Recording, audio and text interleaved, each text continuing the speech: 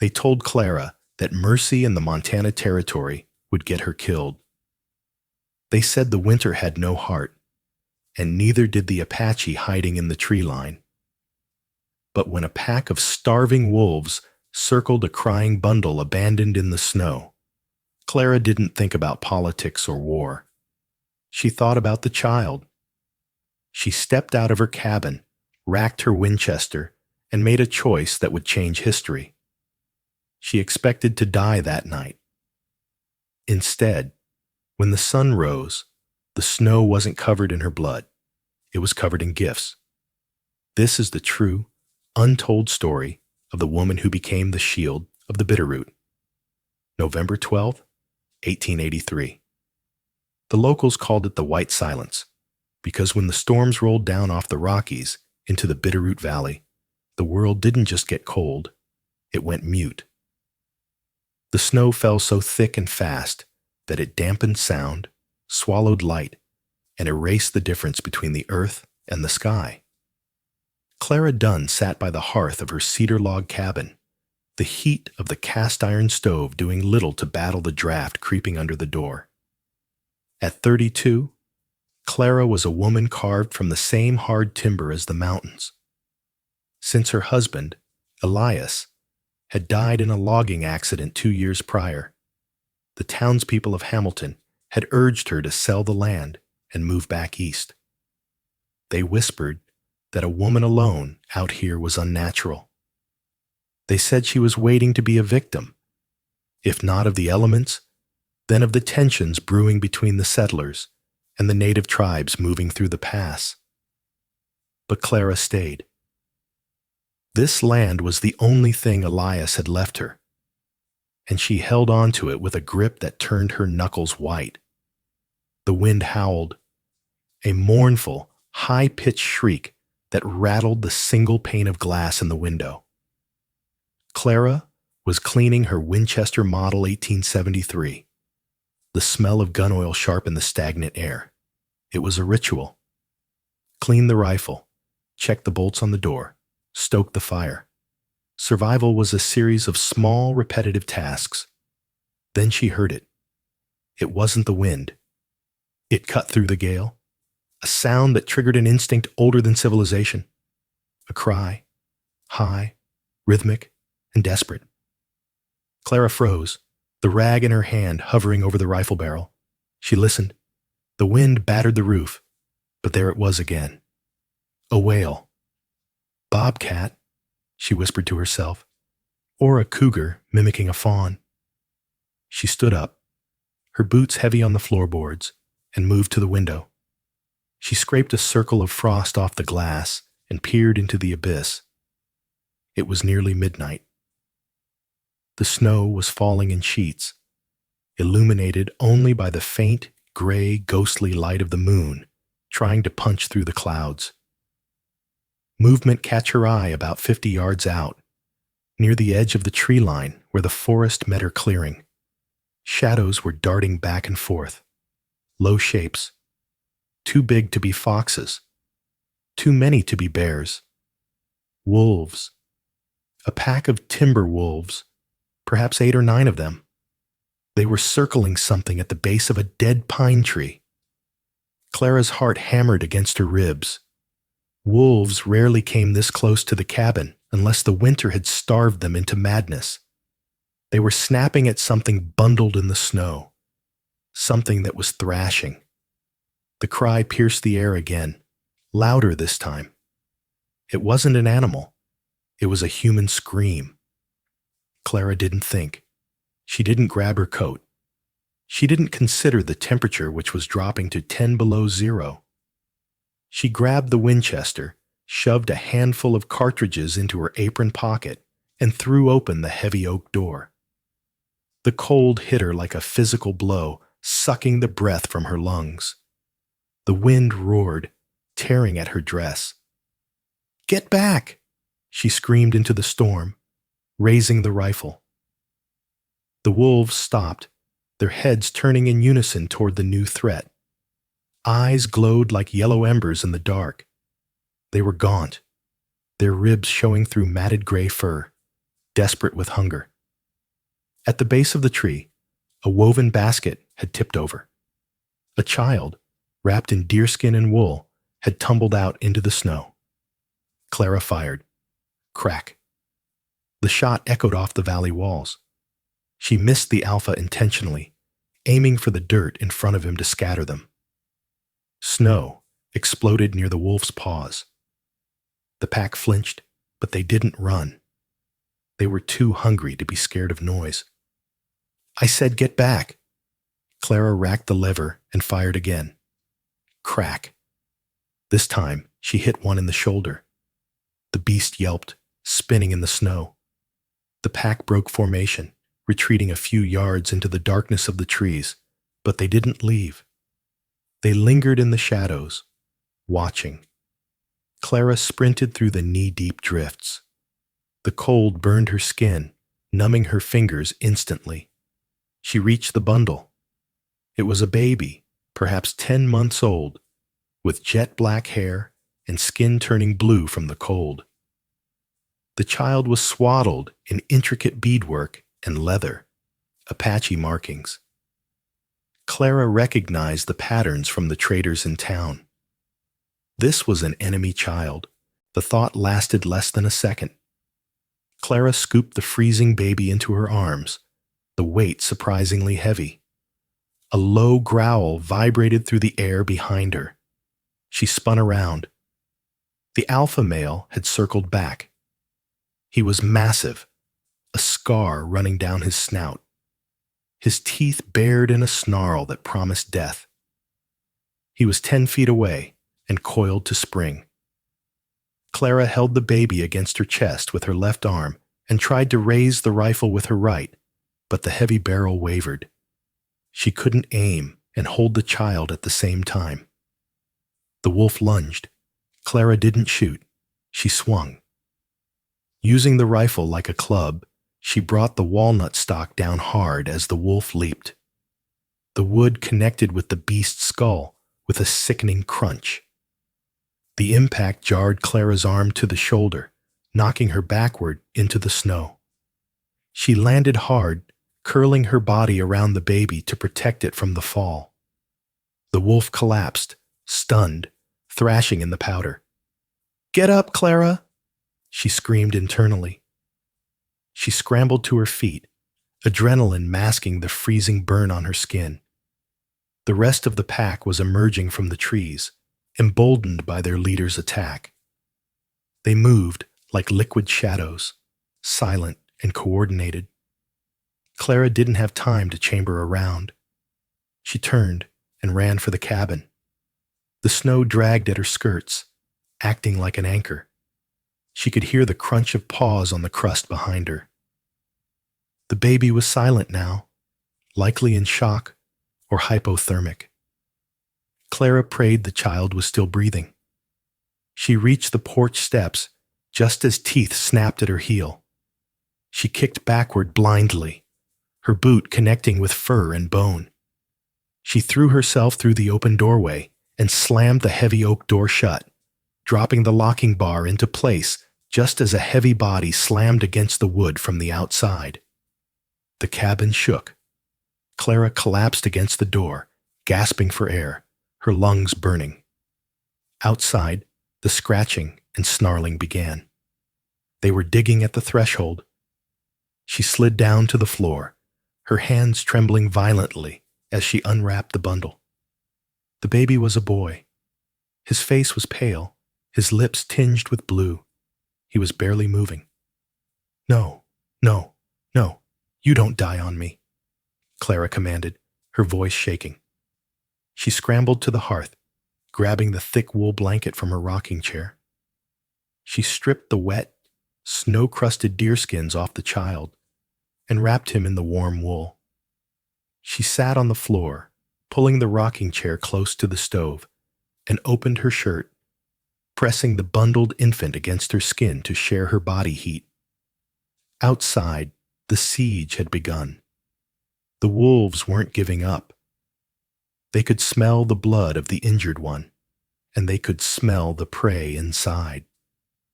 Clara sat there for an hour, rocking, rubbing the boy's back. Slowly, the color began to return to his cheeks. He let out a small whimper, then a robust, angry cry. Clara laughed, a tear freezing on her cheek. "That's it. You scream, little one. You let them know you're still here." She looked at the discarded deerskins on the floor. The beadwork was royal, intricate. This wasn't a common swaddle. The leather was soft, tanned to perfection, dyed with berries and ochre. "Who are you?" she whispered. "And how did you end up alone in a storm?"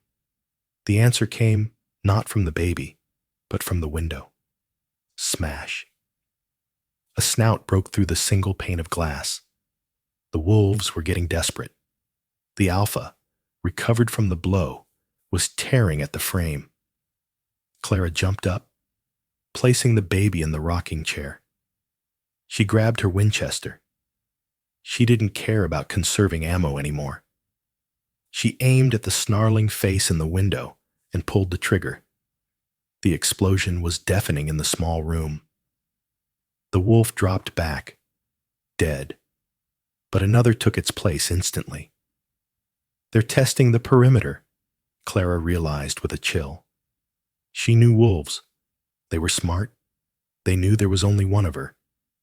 She spent the next 4 hours in a hellish vigil. She nailed a tabletop over the broken window. She pushed her heavy dresser against the door. Every time the scratching stopped, she feared they were finding a way onto the roof to come down the chimney.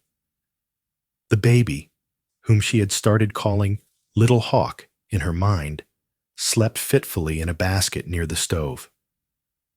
Clara didn't sleep. She paced, rifle in hand, listening to the wind and the predators.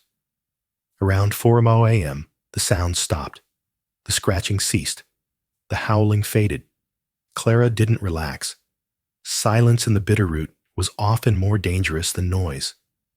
She waited, her eyes fixed on the gaps in the door, watching for the first gray light of dawn.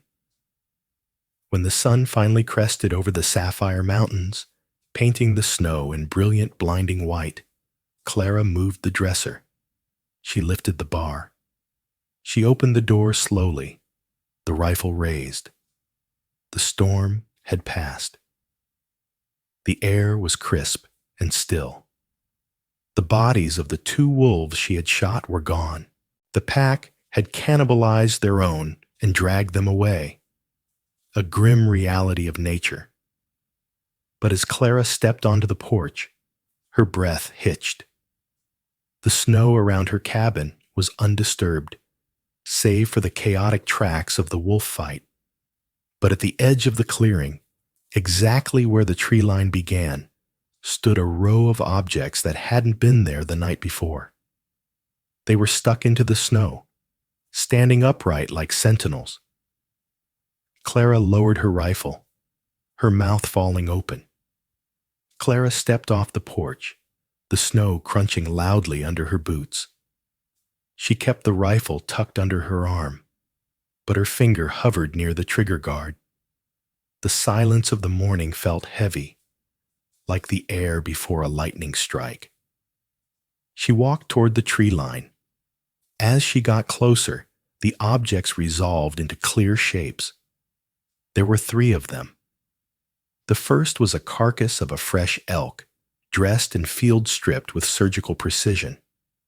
It was hung from a low branch, enough meat to feed Clara for 3 months. The sheer weight of it meant it had been carried by 2 strong men.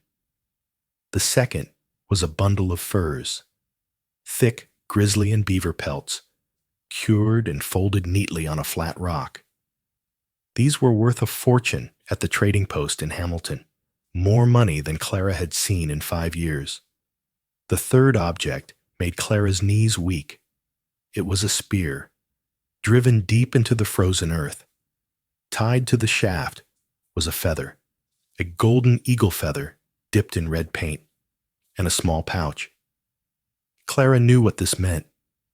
She had lived on the frontier long enough to know the signs. The Apache had been here. They had been watching. They had been watching the wolves. They had been watching the cabin.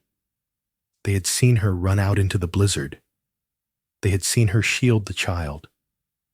A chill that had nothing to do with the temperature crawled up Clara's spine. If they were close enough to leave these gifts, they were close enough to kill her. Why hadn't they? Why leave gifts instead of an arrow in her back? She reached out and untied the small pouch from the spear. Inside was a mixture of dried herbs and a small polished stone carved into the shape of a turtle, a protection totem. "They know I have 'em," Clara whispered. She turned back to the cabin, her eyes scanning the dense pine forest. She saw nothing but shadows and snow, but she felt them, dozens of eyes.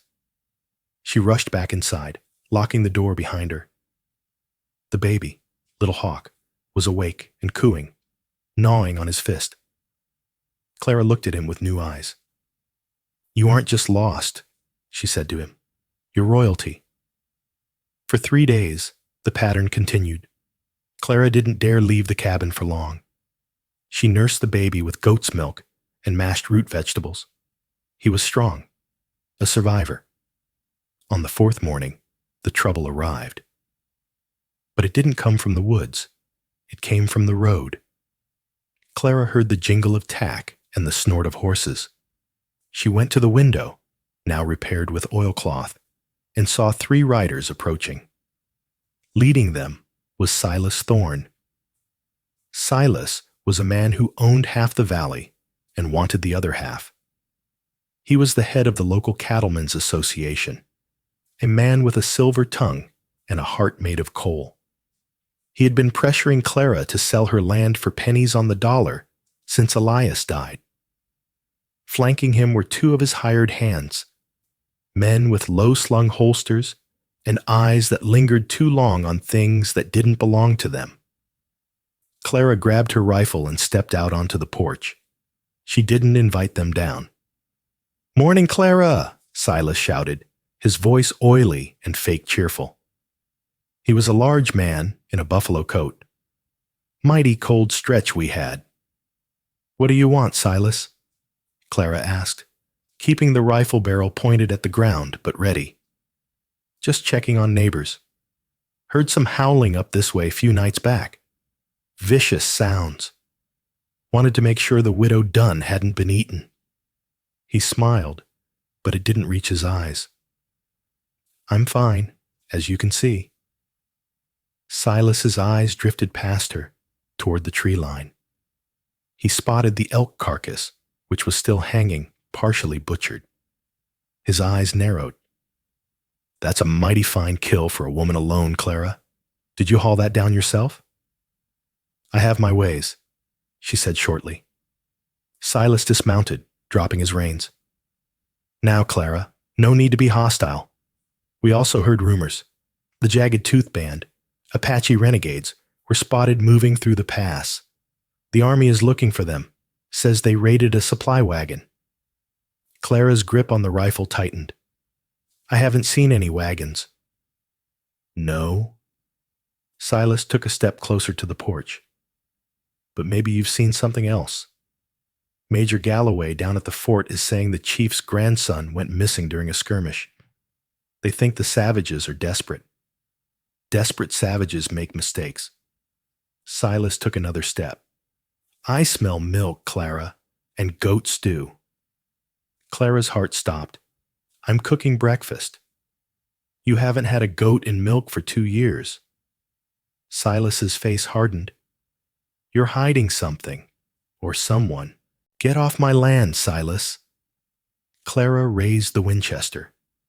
Silas laughed, a dry, barking sound. "You think that pop gun scares me? I'm trying to help you, Clara. If you're harboring a savage, that's treason. The army will burn this cabin down with you inside.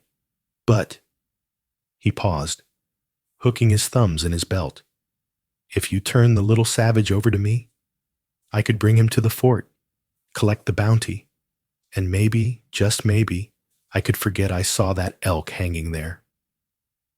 Clara realized then that Silas didn't care about the law.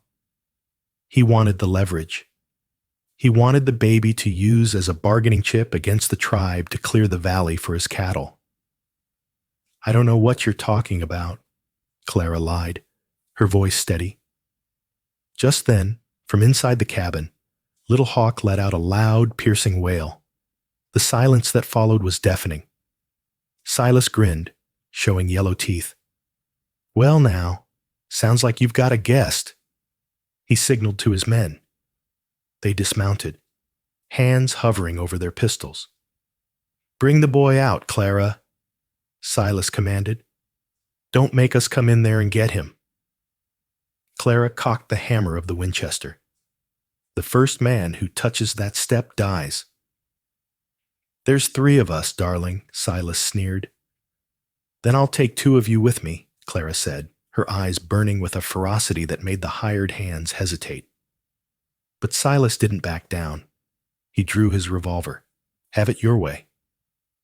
Suddenly, a thwip sound cut through the air. Silas's hat flew off his head, pinned to the wooden post of the porch by a long black arrow. Silas froze. He looked at the arrow, vibrating inches from his ear. He looked up at the tree line.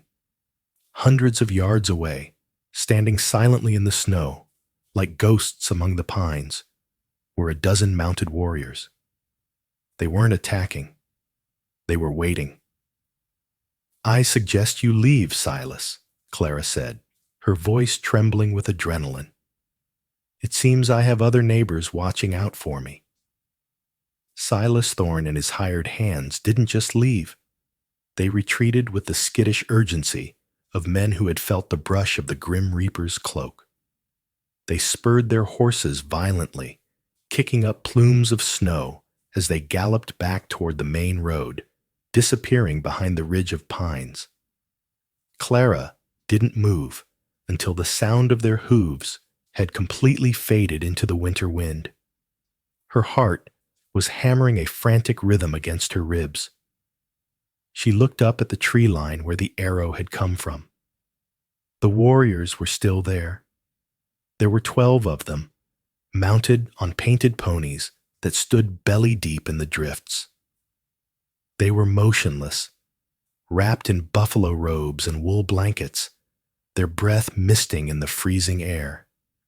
They looked like spirits conjured from the mountain itself. Clara slowly lowered the hammer of her Winchester. She knew that if they wanted her dead, she would already be lying in the snow with an arrow in her chest. This was a parley. She took a deep breath, the cold air stinging her lungs, and stepped off the porch. She walked slowly toward the tree line, her hands visible, the rifle held loosely at her side, pointed at the ground. As she approached the boundary of the forest, one rider separated from the group. He guided his horse forward. He was an older man, his face a map of deep lines etched by sun and sorrow. He wore a heavy coat made of wolfskins, and his hair was braided with strips of red flannel. He carried no rifle, only a lance resting across his saddle. He stopped 10 feet from Clara. His dark eyes studied her with an intensity that made her want to look away, but she held his gaze. In the West, looking away was an admission of fear, and fear was a death sentence. You have the heart of a bear, woman of the log house, the man said. His voice was gravelly, his English accented but clear, likely learned from years of trading, or perhaps time on a reservation before breaking away. I did what any decent soul would do, Clara replied, her voice steady despite her trembling knees. The wolves would have taken him. The wolves are hungry, the man acknowledged. But the 2-legged wolves are worse. The man with the silver tongue, he will return. Silas Thorne, Clara spat the name. He wants my land. Now he thinks he can use the child to get it. The warrior nodded slowly. That child is Chayton. It means falcon. He is the son of my son, who was killed by the bluecoats 3 moons ago. We were crossing the river in the storm. The basket, the water took it. We thought the river had claimed him until we heard the spirit dog, Coyote, calling. We tracked him here. We saw you fight. Clara felt a pang of sorrow. Why didn't you come for him? Why leave him with me? The warrior looked toward the horizon, where smoke from the town of Hamilton rose into the gray sky. The bluecoats, the cavalry, are tracking us. Major Galloway has 100 men a day's ride behind us. If we take Chayton now, he will freeze, or he will starve, or the soldiers will kill him when they catch us. We are moving fast. We run to the high pass. He looked back at Clara, his eyes pleading. You have a fire. You have walls. You have the fierceness of a mother, though you have no child. Keep him. Clara blinked, stunned. You want me to keep him? Silas knows he's here. If the army finds him with me, they will hang you, the warrior finished for her. It is a great risk, but if he comes with us, he dies. If he stays with you, he has a chance. He reached into his saddlebag and pulled out a heavy leather pouch. He tossed it to Clara. It landed in the snow with a heavy clinking sound. Gold, he said. Spanish coin, taken from a wagon long ago. It will buy silence. It will buy milk.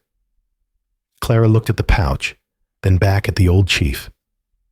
I don't want your money. Use it to fight the silver-tongued man, the chief said. He turned his horse. When the snow melts and the pass is clear, we will return. If the boy is safe, the tribe of the White Mountain will owe you a debt that blood cannot pay. If you give him to the soldiers. He didn't finish the threat. He didn't have to. Wait, Clara called out. What if he gets sick? What if... His name is Chayton, the warrior said, looking back one last time. Tell him his grandfather, Grey Cloud, is watching. With a sharp cry, Grey Cloud kicked his horse. The 12 warriors turned as one and vanished into the dense timber, leaving Clara alone in the silent white field. She picked up the heavy pouch of gold. It felt like a burden. She had just agreed to hide a fugitive of war in a town that wanted to eradicate them. She walked back to the cabin, barred the door, and looked at the baby sleeping in the rocking chair. Well, Chayton, she whispered, stroking his dark hair, looks like you and I are at war. 2 weeks passed. The blizzard finally broke, replaced by a bitter, crystalline cold that froze the breath in your throat before you could speak. Clara fell into a routine, but it was a routine edged with paranoia. She moved the crib into the root cellar, creating a hidden nursery behind rows of canned peaches and pickled beets. She practiced hiding Chayton quickly. Every time the wind rattled the door, her hand went to the Winchester. She used the gold sparingly. She rode into town only once, to the general store, to buy bolts of cloth, ammunition, and canned milk. The town of Hamilton felt different. The eyes of the locals, usually indifferent or pitying, were now cold and suspicious.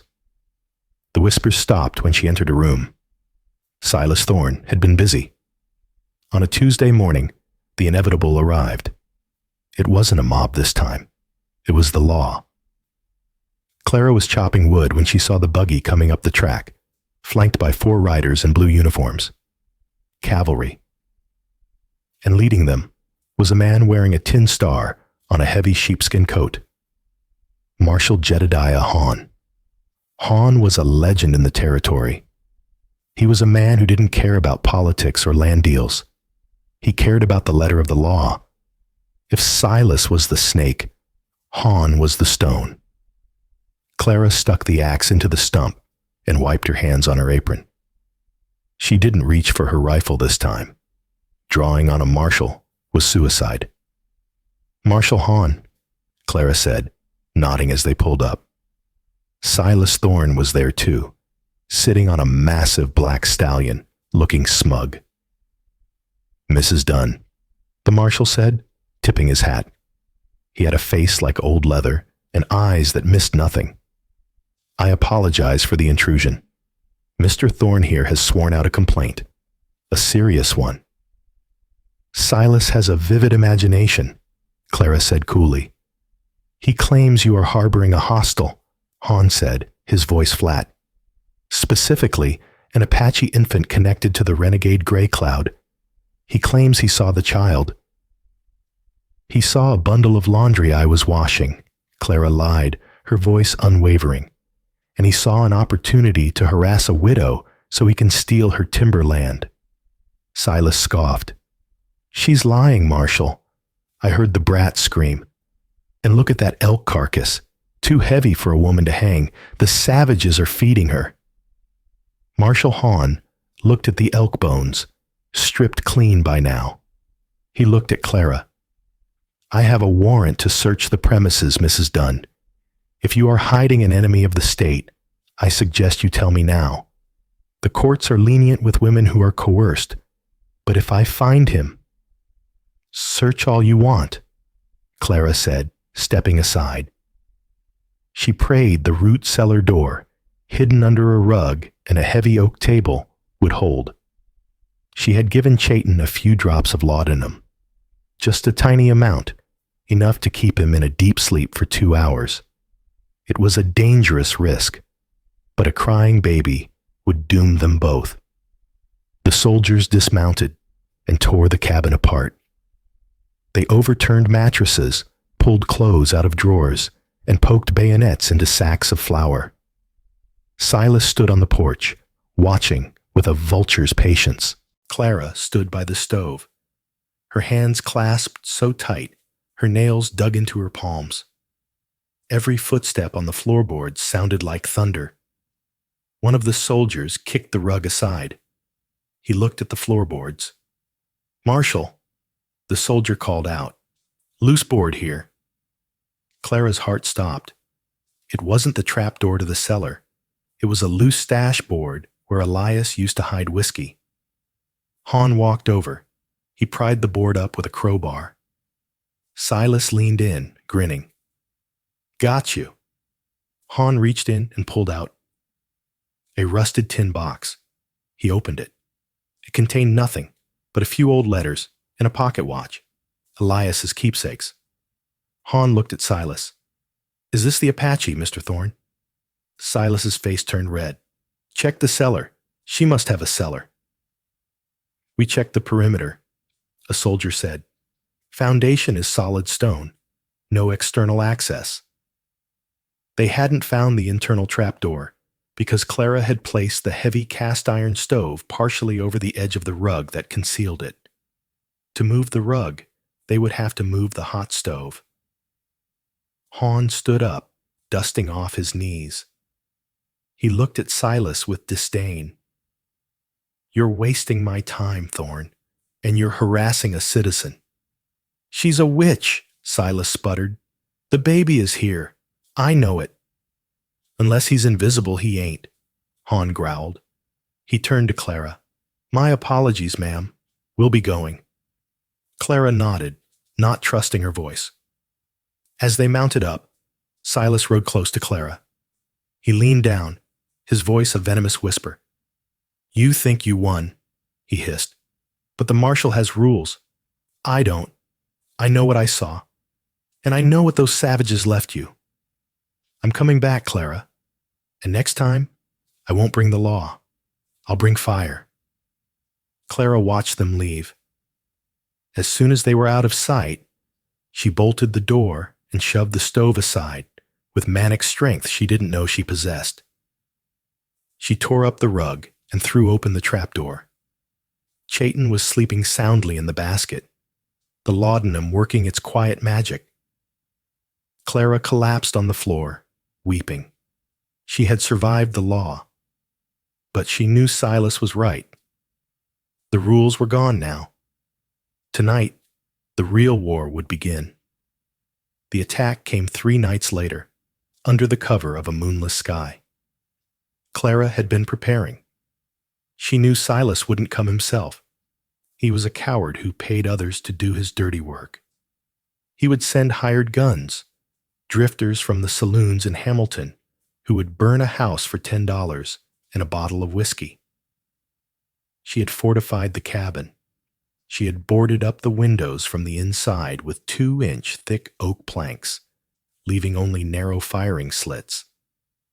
She had placed buckets of water near the door and the curtains.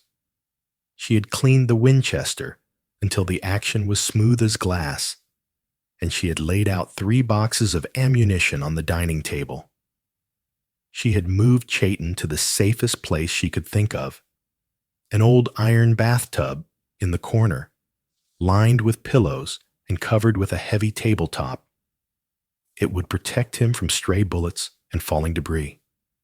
At 2 a.m., the dog she didn't own started barking. Clara was instantly awake. She moved to the east firing slit. The darkness was absolute, but then a spark flared, a torch, then another, then a third. 3 men were approaching the cabin from the road, carrying flaming brands. "Burn her out," a voice shouted. It wasn't Silas. It was a rough, drunken voice. Clara didn't hesitate. She rested the barrel of the Winchester on the slit, took a breath, and fired. The shot rang out, bright and loud. The lead torchbearer crumpled, dropping the fire into the snow. The torch hissed and went out. "She's awake! Scatter!" The other 2 men dove behind the woodpile. Bullets began to thud into the log walls of the cabin. Thwack! Thwack! The wood splintered, but the thick cedar logs held. Clara worked the lever of her rifle. Clack! Clack! She fired at the muzzle flashes. She was a good shot. Elias had taught her to shoot grouse at 50 yards, but hitting moving targets in the dark was a different game. Glass shattered in the kitchen as a bullet found a gap in the planks. "Circle round the back," someone yelled. "Light the roof." Clara's blood ran cold. The roof was cedar shake. If they lit it, she would have to choose: burn to death or run out and be shot. She ran to the back window, firing blindly to keep them suppressed. She heard boots crunching on the snow on the roof. They were climbing up. "No!" she screamed. She aimed at the ceiling, firing through the wood, hoping to hit the climber. Suddenly, a heavy thump shook the roof. Then a scream. A terrifying, gurgling scream, followed by the sound of a body rolling down the pitch and hitting the ground with a heavy thud. Clara froze. She hadn't hit him. She knew she hadn't. Outside, the gunfire from the attackers suddenly shifted. They weren't shooting at the house anymore. They were shooting into the trees. "Ambush! It's an ambush!" One of the hired guns yelled. The sound of the Winchester was replaced by the distinct thwip of arrows and the war cries of men who fought not for money, but for blood.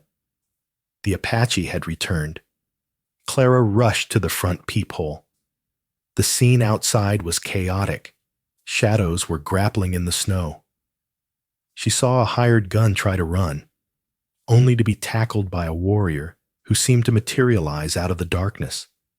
It wasn't a battle. It was a massacre. Silas's men were drunk, undisciplined, and terrified of the dark. Gray Cloud's warriors were masters of it. Within 5 minutes, the shooting stopped. The silence returned, heavier than before. Clara stood by the door, her heart pounding. Were they going to kill her too? Had they come to take the baby by force now that the location was compromised? A heavy knock sounded on the door. 3 rhythmic raps. "Woman of the log house." Gray Cloud's voice came through the wood. "Open. The wolves are dead." Clara unbarred the door and opened it a crack. Gray Cloud stood on the porch. Behind him, the snow was stained with dark shapes. He looked tired. He had a bandage wrapped around his forearm, seeping blood. "You are hurt," Clara said. "A scratch," he grunted. "Silas Thorne has sent these men. He watches from the ridge. He sees his hired dogs die. He will run to the fort now. He will tell the major that you and the Apache slaughtered white men together. The army will come at dawn, not to arrest you, to kill us all." Clara realized the gravity of the situation. By defending her, the Apache had incriminated her. There was no talking her way out of this. To the army, she was now a traitor, an accomplice to murder. "What do we do?" Clara asked. Gray Cloud looked at her, then at the interior of the warm cabin. "We leave. Now. Pack only what you can carry. You ride with us." "Ride with you?" Clara stared at him. "I can't. I'm a white woman. Where would I go?" "To the mountains," Gray Cloud said, pointing toward the jagged peaks of the Bitterroot Range. "You are the shield of the child. If you stay, you hang. If you come, you live. But you must choose now." Clara looked back at the bathtub where Chayton lay. She looked at the cabin, the home Elias had built with his own hands, the home she had fought so hard to keep. She knew Gray Cloud was right. Silas would spin this story. The bodies in her yard were all the proof the law needed to hang her. She made her choice. "Get the horses," Clara said, turning back to grab her coat. "I'm getting the baby." The ascent into the Sapphire Mountains was a journey into a white, frozen hell. For 3 days, Clara rode a spotted mare Gray Cloud had given her. She wasn't a natural rider, and the wooden saddle rubbed her raw, but she didn't complain. She couldn't. Around her, the Apache warriors moved with a stoic endurance that made her own suffering seem trivial. They carried little, parched corn, dried meat, and weapons, yet they climbed slopes that would kill a mule. Clara carried Chayton. The baby was strapped to her chest in a cradle board, wrapped in layers of wool and fur so thick only his small nose was visible. His weight was a constant grounding pressure against her heart. By the 4th day, they reached the timberline. The trees, twisted, stunted pines known as krumholtz, gave way to bare, wind-scoured rock. The air was thin, making Clara's lungs burn with every breath. "We must hurry," Gray Cloud said, pulling his horse alongside hers. He pointed back down the valley. Far below, a thin ribbon of smoke rose from the tree line. It was a campfire. "The bluecoats are fast," Gray Cloud noted, his face grim. "Major Galloway has fresh horses, and he has the tracker." "Silas," Clara whispered. She knew Silas Thorne knew these mountains almost as well as the Apache. He was driving the soldiers, likely promising them whiskey and promotions if they caught the White Witch and her savage accomplices. "We are heading for Dead Man's Pass," Gray Cloud explained. "It is a narrow bridge of stone, 1 horse wide. If we cross it, we can cut the ropes. They cannot follow without going 3 days around." But the mountain had other plans. That afternoon, the weather turned. The sky bruised purple, and a blizzard slammed into them with the force of a freight train. The wind screamed at 60 miles an hour, driving ice crystals into their skin like needles. Visibility dropped to 0. They couldn't stop. Stopping meant freezing to death. But they couldn't see the edge of the cliffs. Suddenly, the horse in front of Clara reared. A warrior shouted a warning, but it was lost in the wind. The horse slipped, its back hooves sliding over the precipice. The warrior threw himself from the saddle just as the animal tumbled silently into the white abyss. The group halted. They were trapped on a ledge, the storm raging around them, the army closing in from behind. Gray Cloud dismounted. He walked to Clara. We cannot cross the pass in this wind. We must shelter. They found a shallow cave, barely a dent in the rock face. They huddled together, humans and horses packed tight for warmth. Clara sat in the back, rocking Chayton. The baby was hot, too hot. She pulled back the furs. Chayton's face was flushed crimson. His breathing was rasping, wet and shallow.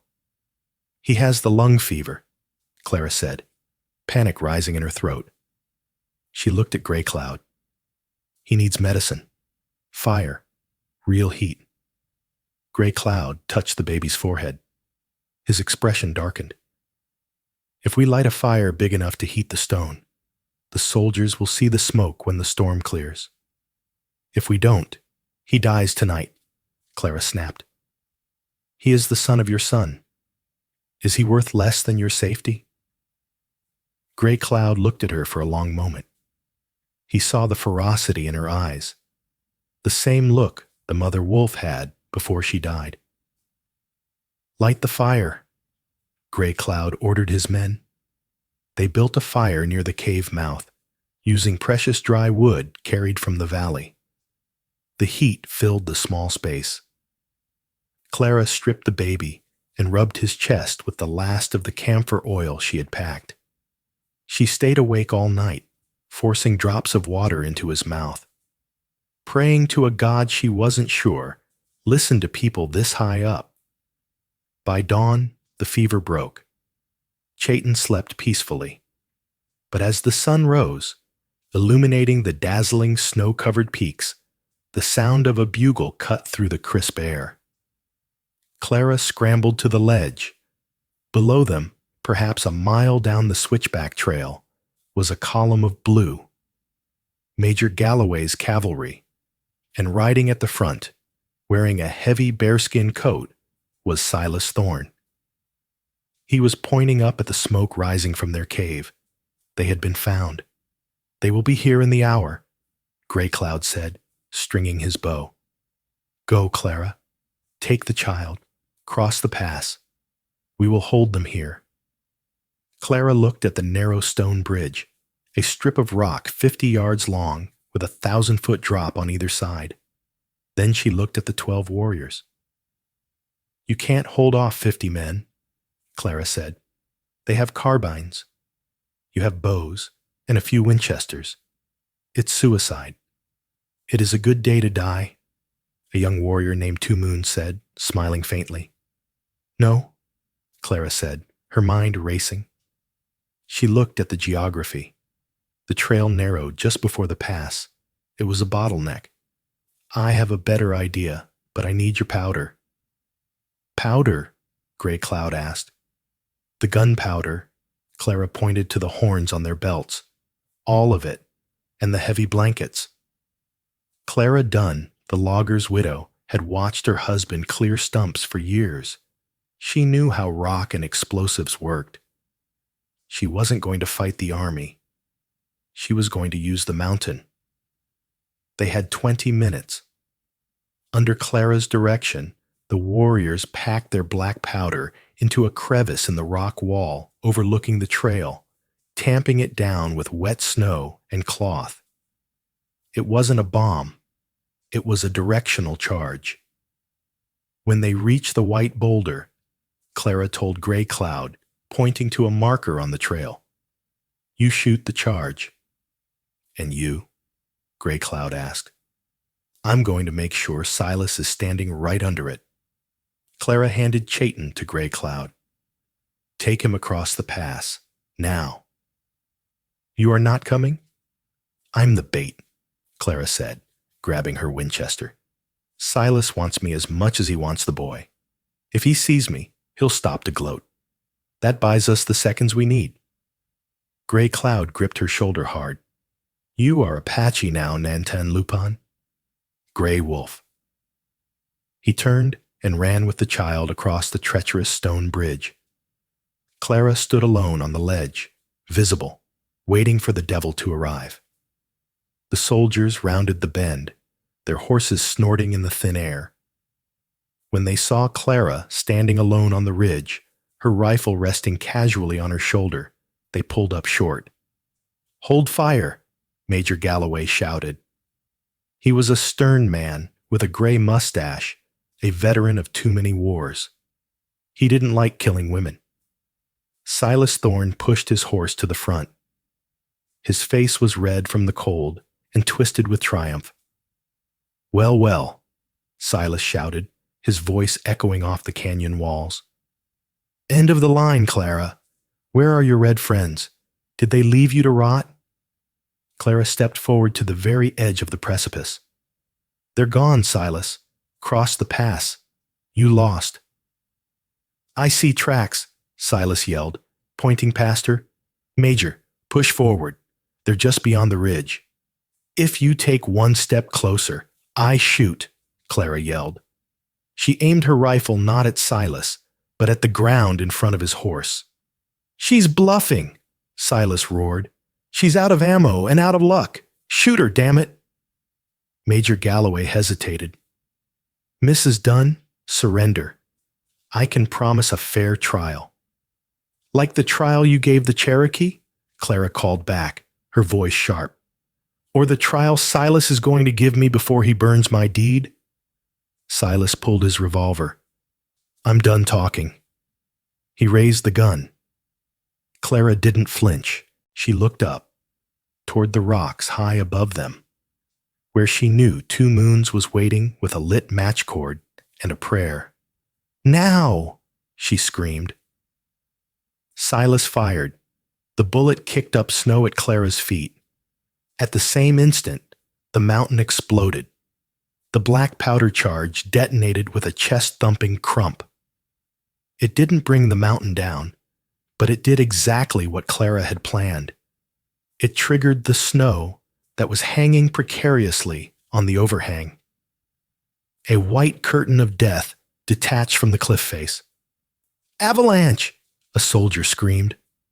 The roar was deafening. The soldiers scrambled, turning their horses in panic. Major Galloway spurred his mount back around the bend. But Silas Thorne was too far forward. He looked up, his mouth open in a silent scream, just as tons of snow and rock buried him. The shockwave knocked Clara backward. She scrambled away from the edge as the world turned white. The avalanche swept the trail clean, carrying Silas and 3 of his hired guns over the cliff and down into the ravine 2,000 feet below. The trail was gone. The army was cut off. A wall of snow 20 feet high blocked the path. Clara lay in the snow, coughing, her ears ringing. She crawled to the edge and looked down. Silence had returned to the mountain. The blue coats were retreating, scrambling back down the valley to escape the unstable slopes. She stood up, shaky, and turned toward the pass. Gray Cloud was standing there. He hadn't left. He had watched the whole thing. He walked back across the narrow bridge, ignoring the drop. He stopped in front of Clara and handed her the baby. "The wolf has teeth," he said, a hint of a smile cracking his weathered face. The army never came back for Clara Dunn. Major Galloway reported that Silas Thorne had triggered an avalanche and that the fugitive woman had perished in the slide. It was easier to write a death certificate than to explain how a widow had outsmarted a cavalry unit. Silas Thorne's estate was auctioned off.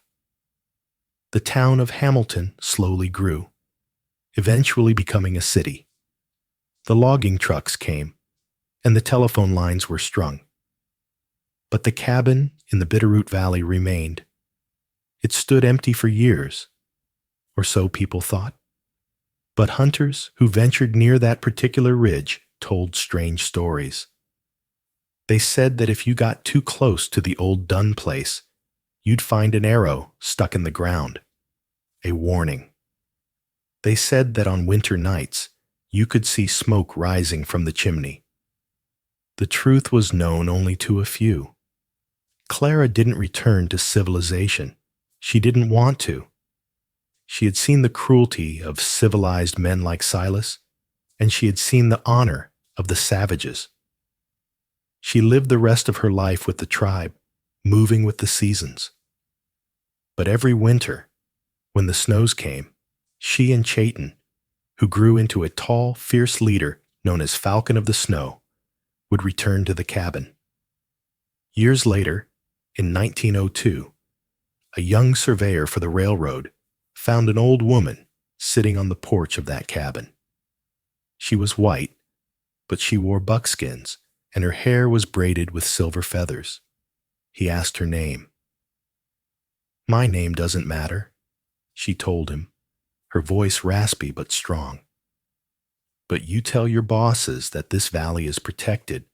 The wolves watch it." The surveyor laughed and rode away.